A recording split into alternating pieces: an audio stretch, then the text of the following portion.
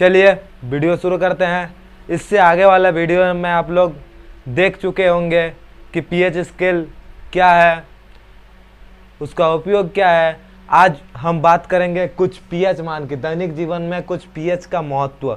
तो पीएच मान उस दिन हम दिखाएंगे बोले थे, लेकिन पीएच मान आप लोग नहीं देखे होंगे। तो पीएच स्केल इसे कहते हैं, ये वाला चीज़ है पीएच स्केल, जिसमें 0 से 1 तक अंकित होगा। और इस प्रकार से उसका इससे टेस्ट करते हैं। टेस्ट करने से इस पर कलर चेंज हो जाएंगे। ये जो पेपर है इसमें कलर चेंज हो जाएंगे और आपको यहाँ पर मिलाना रहता है कि ये कलर कितना का है। अगर मान लेते हैं कलर रेड हो गया यानी 1, उससे थोड़ा गड़ा 2, इस प्रकार से आपको रंग के साथ मिलाना है इधर का पेपर को लेके, ये पेपर को, ठीक है। तो इसे हम लोग कहते हैं पीएच स्केल। तो इससे हम लोग टेस्ट करते हैं कि किसका पीएच मान कितना है। ठीक, बुक में आपको सरणी मिल जाएंगे, उससे आप लोग अपना टेस्ट करके देख सकते हैं इस पीएच स्केल से।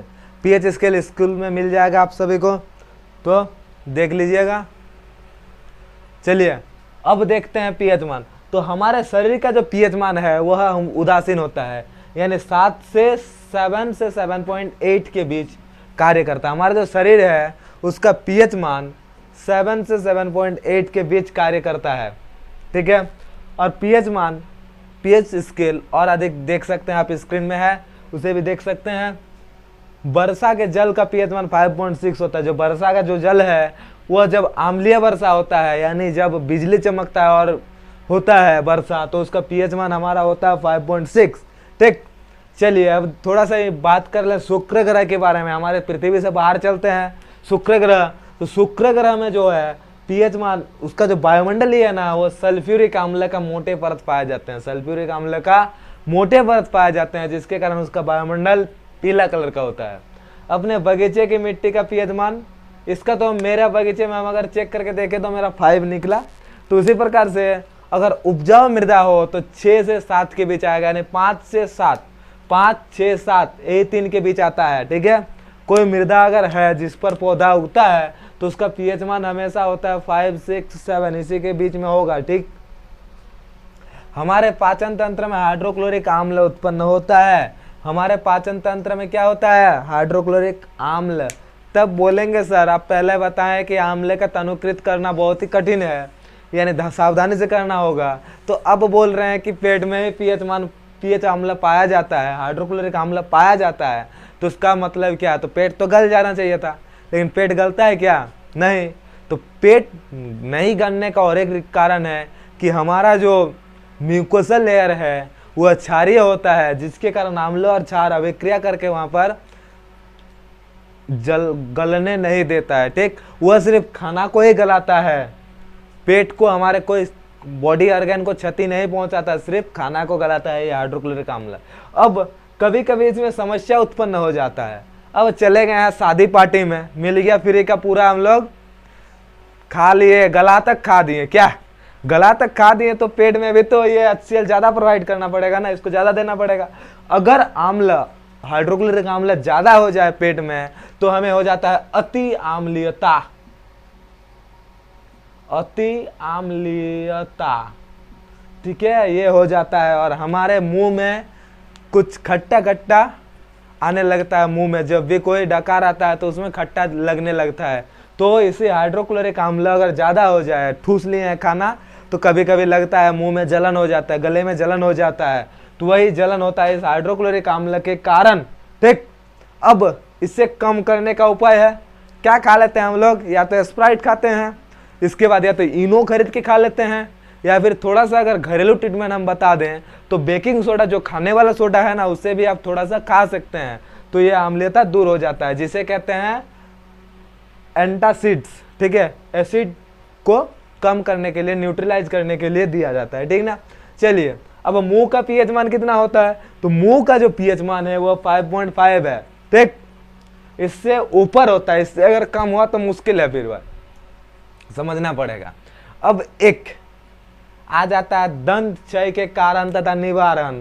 तो दंत क्षय यानी दांत काला हो जाता है, कभी कभी किसका गल जाता है, जो 80 चुटकी 90 ताल करके जो मुंह में रगड़ रगड़ के डालते हैं तंबाकू, तो उससे भी क्या बोलते हैं, दंत का क्षय हो जाता है, काला काला हो जाता है। जो ज्यादा तंबाकू सेवन करते हैं तो उनका मुंह देखिएगा वो काला काला हो जाता है। तो काला काला होने का कारण के बारे में चर्चा करेंगे और उसका निवारण किस तरीके से किया जा सकता है। ठीक है, तो वैसे तो यहाँ पर अगर कोई विद्यार्थी है तो विद्यार्थी को ऐसा करना नहीं चाहिए, उसके लिए निवारण है। ठीक है, चलिए, मानव का जो दांत है ना, ये हमारा दांत, ये एनिमल कैल्शियम फॉस्फेट का बना होता है। एनिमल कैल्शियम फॉस्फेट एक बहुत ही कठोर पदार्थ है जो जल में नहीं घुलता। अगर जल में दांत घुल जाए तो चॉकलेट हो जाता है क्या? तो जल में नहीं घुलता। ये क्या है? मानव का दांत एनिमल कैल्शियम फॉस्फेट से बना होता है, जो शरीर का सबसे कठोर पदार्थ है। यह शरीर का सबसे कठोर पदार्थ है, हड्डी जितना, ठीक, जो जल में नहीं घुलता है। अब जब इसमें पीएच मान 5.5 से कम होता है तो यह गलना शुरू कर देता है। जब 5.5 से कम होता है तब यह गलना शुरू कर देता है। अब वो 5.5 से कम कब होता है ये भी तो पता करना है ना। तो 5.5 से कम तभी होता है जब मुंह में उपस्थित बैक्टीरिया, मुंह में बैक्टीरिया रहते हैं जो कि खाना को अवशिष्ट पदार्थ, जो खाने के बाद जो अवशिष्ट पदार्थ रहते हैं, जैसे कि शर्करा हो गया, यानी कुछ कुछ चिपका हुआ रहता है ना दांत में। तंबाकू लेने से तो उसे पूरा दिन भर रखना पड़ता है क्या? तो तंबाकू अगर दिन भर कोई रखता है तो उसमें ये बैक्टीरिया क्रिया करेगा। अगर कोई रखता है तो ठीक, उसके साथ बैक्टीरिया क्रिया करेगा और आम्ल उत्पन्न कर देगा। उस खाद्य को निम्नीकरण करके वहां पर आम्ल उत्पन्न कर देगा, जिससे हमारा मुंह क्या हो जाएगा? पीएच मान 5.5 से कम हो जाएगा। ठीक है, अब उसे ठीक कैसे किया जा सकता है? तो ठीक हम लोग कर सकते हैं मुंह के साफ सफाई के लिए क्षारीय दंत मंजन का प्रयोग। हमेशा अगर कोई भी है जो तंबाकू खाते हो, नहीं खाते हो, खाना खाते हो, सबके लिए एक उपाय है कि सब क्षारीय दंत मंजन का उपयोग करें। तो हम लोग तो क्षारीय दांत मंजन का ही उपयोग करते हैं क्या? खट्टा दांत मंजन लाते हैं क्या? नहीं ना, झाग वाला ही लाते हैं। तो हम लोग क्षारीय दंत मंजन का उपयोग करते हैं, जिससे आम्ल और क्षारक का विक्रिया करके उदासीन बना देता है। ठीक, चलिए, इतना निवारण क्लियर है। दंत क्षय कैसे होता है, दंत क्षय के कारण निवारण क्लियर। ज्यादा हार्ड चैप्टर नहीं है, थोड़ा सा आप लोग मेरे साथ दोहराइए तो याद हो जाएगा। ठीक, कुछ प्राकृतिक आम्ल, अभी कुछ आम्ल के बारे में बात करते हैं जो कि प्रकृति में पाया जाता है। तो सिरका यानी विनेगर, जो कि चाउमीन में डाला जाता है, चाउमीन वगैरह या फिर खाना बनाने में डालते हैं। तो सिरका में क्या होता है? एसिटिक अम्ल। सिरका में क्या होता है? एसिटिक अम्ल। उसके बाद आता है संतरा, जो कि खाते हैं, तो संतरा में होता है साइट्रिक अम्ल। संतरा में साइट्रिक अम्ल। इमली टार्टरिक अम्ल। टमाटर में होता है ऑक्जेलिक अम्ल। खट्टा दही लैक्टिक अम्ल। नींबू साइट्रिक अम्ल। चिट्टी का डंक मेथेनोइक अम्ल। नेटल का डंक, नेटल एक पौधा है जो कि वन में पाया जाता है, जिससे खुजली होता है, अगर कहीं पर टच हो जाए तो वैसे खुजली होता है। ठीक है, नेटल का पत्ता आप लोग देख सकते हैं स्क्रीन में, तो इस पत्ता होता है। चलिए, उसमें होता है मेथेनोइक अम्ल। मधुमक्खी के डंक मेथेनोइक अम्ल। बिच्छू का डंक मेथेनोइक अम्ल। ज्यादातर अगर डंक पूछा जाए जिससे कि खुजली होता है, जैसे चिट्टी का डंक, नेटल का डंक, मधुमक्खी का डंक, बिच्छू का डंक, तो उसमें मेथेनोइक अम्ल ही होता है। ठीक है, और साइट्रिक अम्ल जैसे नींबू हो गया, संतरा हो गया, इस सब के चीज में होता है साइट्रिक अम्ल। टमाटर टार्टरिक अम्ल। इमली टार्टरिक अम्ल। टमाटर ऑक्जेलिक अम्ल। ठीक, चलिए, इसके बाद मैं बात करते हैं लवण परिवार की। तो लवण परिवार में आता है साधारण लवण, जो कि हम लोग खाते हैं ना नमक। नमक के बिना सब चीज अधूरा है। ठीक, तो नमक में क्या आता है? नमक कैसे बनता है? तो नमक जो है हाइड्रोक्लोरिक अम्ल के साथ सोडियम हाइड्रोक्साइड, यानी हाइड्रोक्लोरिक अम्ल के साथ सोडियम हाइड्रोक्साइड अगर क्रिया करेगा तो सोडियम क्लोराइड बनाता है। जैसे कि सोडियम हाइड्रोक्साइड को कहते हैं, सोडियम क्लोराइड को सोडियम हाइड्रोक्साइड NaOH, हाइड्रोक्लोरिक अम्ल HCl, दोनों अगर आपस में क्रिया करेगा तो द्विविस्थापन अभिक्रिया, इससे फर्स्ट वाला चैप्टर, NaCl प्लस H2O बनेगा। ठीक, NaCl है साधारण नमक और इसका रासायनिक नाम होता है सोडियम क्लोराइड। तो इसे भी आप लोग याद कर लीजिएगा। कभी क्वेश्चन आता है कि साधारण नमक का रासायनिक नाम, तो साधारण लवण का रासायनिक नाम होता है सोडियम क्लोराइड। ठीक, किससे बनता है? हाइड्रोक्लोरिक अम्ल के साथ सोडियम हाइड्रोक्साइड के साथ क्रिया करके। ठीक है, इस अभिक्रिया को उदासीनीकरण अभिक्रिया भी कहते हैं। अब सोडियम हाइड्रोक्साइड का निर्माण कैसे होता है? सोडियम हाइड्रोक्साइड कैसे बन जाता है? तो सोडियम हाइड्रोक्साइड का अगर जलीय विलय में विद्युत धारा प्रवाहित कर दें, सोडियम क्लोराइड यानी NaCl, ये जो नमक है, नमक में अगर हम विद्युत धारा पार कर दें, इस प्रकार से अगर हम कोई बीकर ले लें, ठीक है, कोई टब ले लें, कांच का लीजिएगा, पानी लीजिएगा और पूरा नमक डाल दीजिएगा, यहाँ पर पूरा नमक डाल दीजिएगा, पूरा पानी सांद्र हो जाना चाहिए। और इससे लेकर इस प्रकार से एक बैटरी ले लीजिएगा 6 वोल्ट का, जिससे प्लस करंट को इधर लगाइएगा और माइनस करंट को इधर से ले आए के फिर से यहाँ एक डाल दीजिएगा, ठीक है। तो अगर हम विद्युत धारा इस प्रकार से प्रवाहित कर दे तो हो जाता है NaOH plus Cl plus H2। अब NaOH, जो NaOH रहेगा, क्लोरीन रहेगा, वह कैथोड में चला जाएगा, यानी कैथोड, और हाइड्रोजन गैस हो जाएगा एनोड में। क्लोरीन हो जाएगा एनोड एंड हाइड्रोजन गैस जो होगा वह कैथोड में होगा, ठीक है। इस प्रकार से विक्रिया करने से और बच जाएगा क्या, जो पानी हमारा बच जाएगा वह हो जाएगा सोडियम हाइड्रोक्साइड। तो सोडियम हाइड्रोक्साइड का निर्माण पता है, समझ गए। अब बात करते हैं विरंजक चूर्ण। ये बहुत ही इंपॉर्टेंट क्वेश्चन है, ये बार बार आता है एग्जाम में, ठीक है, 2 नंबर का पूछेगा आपसे। तो विरंजक चूर्ण के निर्माण, सूत्र, उपयोग का वर्णन करें। तो विरंजक चूर्ण का निर्माण होता है कि शुष्क बुझा हुआ चूना के साथ क्लोरीन की क्रिया से विरंजक चूर्ण का निर्माण होता है। यानी बुझा हुआ चूना, जिसमें हम पानी डाल के बुझ गया है चूना, जिसका सूत्र होता है CaOH, उसके साथ अगर हम क्लोरीन डाल देंगे तो हमारा बन जाएगा विरंजक चूर्ण। और विरंजक चूर्ण का जो सूत्र होता है वह होता है CaOCl2। CaOCl2 विरंजक चूर्ण का सूत्र CaOCl2। विरंजक चूर्ण कैसे बनता है, तो शुष्क बुझा हुआ चूना के साथ क्लोरीन क्रिया करके, शुष्क बुझा हुआ चूना के साथ कौन क्रिया करके, क्लोरीन अगर क्रिया कर देगा तो विरंजक चूर्ण का निर्माण हो जाएगा, ठीक है। तो उसका फॉर्मूला होता है CaOCl2।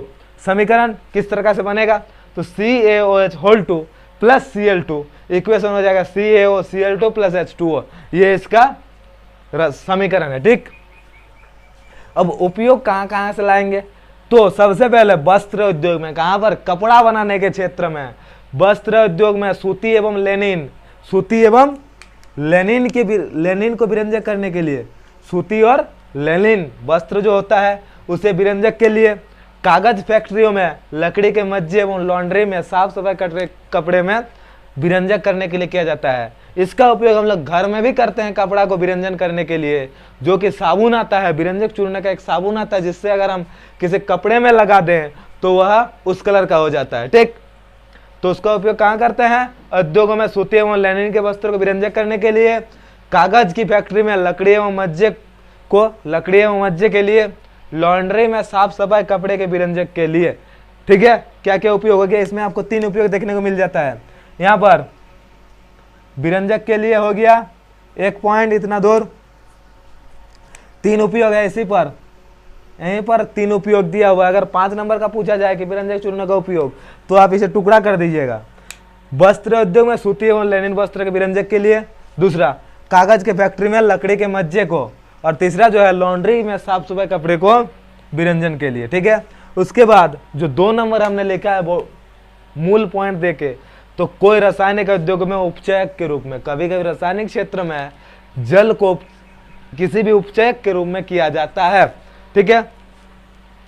पीने वाले पानी में जीवाणु मुक्त करने के लिए भी विरंजक चूर्ण का प्रयोग करते हैं, ठीक है। विरंजक चूर्ण के बाद अभी आए हैं बेकिंग सोडा का निर्माण, सूत्र, समीकरण और उपयोग। ये जो सब क्वेश्चन आप लोग देख रहे हैं बहुत ही ज़्यादा इंपॉर्टेंट क्वेश्चन है, ये अक्सर एग्जाम में पूछा जाता है। तो निर्माण, उपयोग, सूत्र, ये सब आप लोग ध्यान में लगा लीजिए, एकदम ज़बरदस्त याद कर लीजिए ताकि एग्जाम में काम आए। चलिए देखते हैं बेकिंग सोडा का निर्माण। बेकिंग सोडा को ऐसे तो हम लोग खाने वाला सोडा बोलते हैं, ठीक है। तो ये क्या होता है, तो सोडियम क्लोराइड के जलीय विलयन के साथ कार्बन डाइऑक्साइड तथा अमोनिया के क्रिया से बेकिंग सोडा बनता है, ठीक है। किससे, सोडियम क्लोराइड यानी जो कि नमक है, हमारा जो साधारण नमक है, उसके साथ अगर जल में मिला देंगे, फिर कार्बन डाइऑक्साइड गैस डाल देंगे, उसके बाद अमोनिया थोड़ा सा डाल दें, तो वह बन जाता है हमारा खाने वाला सोडा, ठीक है, जिसे बेकिंग सोडा कहा जाता है, बेकिंग पाउडर कहा जाता है, बेकिंग सोडा कहा जाता है, ठीक है। चलिए बेकिंग सोडा का रासायनिक नाम, तो बेकिंग सोडा को रासायनिक नाम में कहते हैं सोडियम हाइड्रोक्साइड। खाने वाले सोडे को क्या कहते हैं, sodium hydrocarbonate, sodium hydrogen carbonate. क्या कहते हैं, सोडियम हाइड्रोजन कार्बोनेट। अभी घर में कभी बेकिंग सोडा का जरूरत हो तो दुकानदार को जाके मत बोल दीजिएगा कि सोडियम हाइड्रोजन कार्बोनेट दीजिए, तो फिर वहां से डांट के भगाएगा, ठीक है। तो बेकिंग सोडा जो है उसको सोडियम हाइड्रोजन कार्बोनेट कहते हैं, रासायनिक नाम। क्या रासायनिक नाम कहते हैं सोडियम हाइड्रोजन कार्बोनेट। और ऐसे खाने में क्या नॉर्मल क्या बोलते हैं, बेकिंग सोडा या खाने वाला सोडा। क्या पकौड़ा में डालते हैं खाने वाला सोडा। तो उसका जो सूत्र है NaCl, यानी जो कि हम लोग नमक का यूज करते हैं, वो नमक, हाइड्रोजन H2O यानी जल, CO2 यानी कार्बन डाइऑक्साइड, NH3 यानी अमोनिया। अगर ये मिल जाएगा तो NH4Cl यानी अमोनिया क्लोराइड और NaHCO3 यानी सोडियम हाइड्रोजन कार्बोनेट बनेगा। और ये सोडियम हाइड्रोजन कार्बोनेट ही क्या कहलाता है, बेकिंग सोडा। ठीक ना, क्लियर। तो जाके बेकिंग सोडा मांगिएगा तो बेकिंग सोडा ही मांगिएगा, सोडियम हाइड्रोजन कार्बोनेट नहीं मांगना है, ठीक। चलिए, खाना पकाते समय गर्म पड़ने पर क्या होता है, अभी कभी सोचे हैं आप लोग कि पकोड़े में अगर हम बेकिंग सोडा मिला दें तो पकोड़ा फूल जाता है, खस्ता हो जाता है, या फिर कोई चीज़ ब्रेड में डाल दें तो फूल जाता है। तो फूलता क्यों है, उसका तो कुछ कारण है ना। तो क्या होता है वो अभिक्रिया भी देख लीजिए। खाना पकाते समय गर्म करने पर अभिक्रिया, तो खाना पकाते समय लोग सोडियम हाइड्रोजन कार्बोनेट डालते हैं जो कि NaHCO3 बेकिंग पाउडर है, वो अगर गर्म हो जाए तो वो सोडियम कार्बोनेट बनाता है। क्या बनाता है, सोडियम कार्बोनेट। और H2O यानी जल बनाता है, और CO2 गैस बनाता है। CO2 क्या बनाता है, गैस। तो CO2 गैस जो है वह हमारा सामान जो रहता है, केक बना रहे हैं इस प्रकार से, इतना पतला सा परत डाले थे लेकिन ये बन गया था इतना मोटा परत बन जाता है ना। तो इसके अंदर थोड़ा देखिएगा छेद हो जाता है, तो छेद में जो है उसमें CO2 भर जाता है। क्या भर जाता है, CO2। तो इसी कारण से खाना फूल जाता है, ठीक ना, क्लियर, बात समझ में आए। तो खाना पकाते समय इतना बड़ा अभिक्रिया होता है तब जाके सिंपल सा हमें लगता है कि कुछ नहीं हुआ, ऐसे ही हो गया। तो इतना सारा प्रोसेस होता है, उसमें अगर गर्म कर दें तो वह टूट जाता है Na2CO3 यानी सोडियम कार्बोनेट, उसके साथ H2O प्लस CO2, ठीक। अब उपयोग कहाँ कहाँ से करते हैं, तो एक करते हैं बेकिंग पाउडर बनाने में जो कि खाने के लिए होता है। तो बेकिंग पाउडर बनाने के लिए क्या करते हैं, बेकिंग सोडा और टार्टरिक अम्ल। बेकिंग सोडा मतलब वो जो है ये वाला सोडियम हाइड्रोजन कार्बोनेट, और टार्टरिक अम्ल यानी जो कि कभी कभी टमाटर और कुछ नींबू के, टमाटर के साथ अगर दिया जाए या इमली के साथ दिया जाए बेकिंग सोडा को, तो वह क्या हो जाता है, मंद अभिक्रिया से मिश्रण होता है और बेकिंग पाउडर बन जाता है। क्या बन जाता है, बेकिंग पाउडर। और उसे गर्म करने पर गर्म किया जाता है जिससे जल में मिलने से यह अभिक्रिया होता है। अगर वह बेकिंग पाउडर इसमें जल में मिल जाए तो NaHCO3 प्लस जल आयन CO2 प्लस H2O ये बन जाएगा, ठीक। चलिए, जिससे क्या होता है, CO2 के कारण पावरोटी केक फूल जाता है, ठीक। चलिए, 2 नंबर, सोडियम हाइड्रोजन कार्बोनेट से एंटासिड संगठन बनाया होता है। एंटीसिड अभी थोड़ा देर पहले हम बताएं, एंटासिड का मतलब होता है जो कि हमारे अगर खाने में भोजन के कारण जो एसिडिटी हो जाता है उसे दूर करने के लिए एंटासिड का प्रयोग करते हैं, ठीक है। इसका उपयोग अग्निशामक में भी किया जाता है। ये VVI है, वेरी इंपॉर्टेंट है। ऐसा कौन सा लवण है जिसका उपयोग अग्निशामक में किया जाता है, तो वह कौन सा लवण है, baking soda, sodium hydrogen carbonate, ठीक है, याद कर लीजिएगा, हो जाएगा याद। धोने वाले सोडे का निर्माण, अभी धोने वाला सोडा आ जाता है जिसे धोवन सोडा कहते हैं। तो धोने वाला सोडा कैसे बनता है, देखिए। तो बेकिंग सोडा को अगर गर्म करेंगे तो सोडियम कार्बोनेट यहाँ पर निकला कि नहीं, गर्म कर दिए सोडियम कार्बोनेट निकल गया। अब सोडियम कार्बोनेट को अगर क्रिस्टलीकरण करेंगे यानी उसका जल को हटा देंगे तो हो जाएगा, ये बन जाएगा हमारा धोने वाला सोडा। और जो खाने वाला सोडा है उसका पानी को गर्म निकाल देंगे, गर्म कर देंगे, उसके बाद पानी निकाल देंगे, क्रिस्टलीकरण करेंगे, यानी पानी निकालना मतलब क्रिस्टलीकरण, ठीक है। तो बेकिंग सोडा को गर्म करने से सोडियम कार्बोनेट मिलता है। बेकिंग सोडा को गर्म करने से क्या मिलता है, सोडियम कार्बोनेट, आप ही से बोल रहा हूं, प्राप्त होता है। और सोडियम कार्बोनेट को पुनः क्रिस्टलीकरण करने से धोने वाला सोडा प्राप्त हो जाता है। पहले के जमाने में जब पहले के लोग को साबुन नहीं मिलता था तो वो लोग यही धोने वाला सोडा का निर्माण करता था कुछ धोने के लिए। अभी भी अगर कोई जिद्दी दाग हो तो उसे धोने के लिए बेकिंग सोडा का ही प्रयोग, धोने वाला सोडा का ही प्रयोग किया जाता है, ठीक। इसका उपयोग कहाँ कहाँ पर होता है, तो सोडियम कार्बोनेट का उपयोग कांच, साबुन एवं कागज उद्योग में किया जाता है। कागज को साफ करने के लिए, कांच बनाने के लिए इसका उपयोग होता है। दूसरा उपयोग वेकेस जैसे सोडियम यौगिक के उत्पादन के लिए, वेकेस एक सोडियम यौगिक है जिसका उपयोग करने के लिए किया जाता है। वो सोडियम कार्बोनेट का उपयोग घर में साफ सफाई के लिए करते हैं, घर की साफ सफाई के लिए सोडियम कार्बोनेट का उपयोग करते हैं। जल की स्थायी कठोरता को हटाने के लिए, जल के स्थायी कठोरता यानी जो जल कड़वा हो जाता है, खाने में नहीं लगता है, खाने में टेस्ट नहीं लगता, उसको ठीक करने के लिए इसका उपयोग किया जाता है। ठीक है, चलिए अब क्रिस्टलीकरण जल क्या है, या तो लिखे ना क्रिस्टलीकरण करना, तो क्रिस्टल जल क्या है, तो लवण के एक सूत्र इकाई में जल के अणुओं की संख्या को क्रिस्टलीकरण कहते हैं। कुछ के जल की जितनी संख्या होती है उसे क्रिस्टलीकरण कहते हैं। ठीक, चलिए प्लास्टर ऑफ पेरिस का निर्माण सूत्र एवं समीकरण में आते हैं, तो ये बहुत ही इंपॉर्टेंट होता है, VVI लिखा हुआ है, लिख लीजिएगा। तो इसका क्या होता है कि जिप्सम को अगर 373 डिग्री 373 केल्विन पर गर्म करने पर यह जल के अणुओं को त्याग कर कैल्शियम सल्फेट होमोहाइड्रेट बनता है। कैल्शियम सल्फेट होमोहाइड्रेट यानी CaSO4.1/2H2O बनता है, जिसे क्या कहते हैं, प्लास्टर ऑफ पेरिस कहते हैं। सूत्र क्या होता है, CaSO4.1/2H2O, ये प्लास्टर ऑफ पेरिस का सूत्र होता है। और प्लास्टर ऑफ पेरिस का रासायनिक नाम calcium sulphate hemihydrate, calcium sulphate hemihydrate. ठीक है, चलिए इसका सूत्र CaSO4.1/2H2O, समीकरण होता है CaSO4.2H2O जिप्सम का।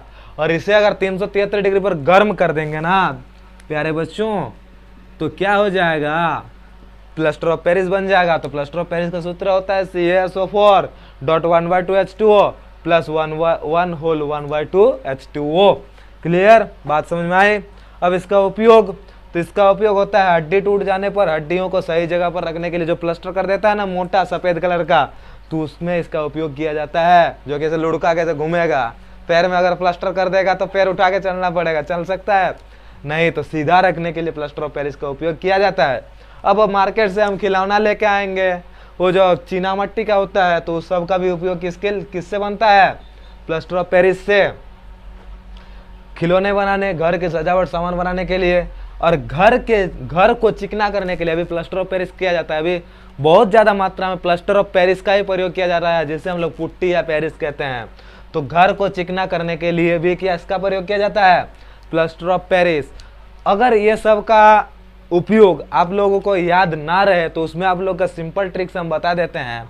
इसका 3 ही उपयोग होता है। ये जितना भी बेकिंग सोडा हो गया, धोने वाला सोडा हो गया, प्लास्टर ऑफ पेरिस हो गया, विरंजक चूर्ण हो गया, तो सबका 3 मुख्य यूज होता है। एक को आप लिख सकते हैं घरेलू उपयोग, दूसरा को चिकित्सा क्षेत्र में, और तीसरा रासायनिक उद्योगों में। बस इतना आप लिखिएगा तो सेम वही नंबर मिलेगा। अगर याद है तो ठीक, अगर याद नहीं है तो ये ट्रिक्स आप फॉलो कीजिए। एक नंबर होता है घरेलू उपयोग, दूसरा नंबर होता है चिकित्सा के क्षेत्र में, और तीसरा नंबर रासायनिक क्षेत्र में। देखिए ये चिकित्सा, ये घरेलू और ये उद्योग। ठीक, इसमें भी इसी प्रकार से है ना, तो सब में इसी प्रकार से ट्रिक्स आप लोग फॉलो कर दीजिएगा, करते रहिएगा। तो आम्ल क्षारक एवं लवण का जो चैप्टर था वो इतना दूर में कंप्लीट हो गया। तब तक इसे आप लोग नोट कर लीजिए। ठीक है, मिलते हैं अगले वीडियो में।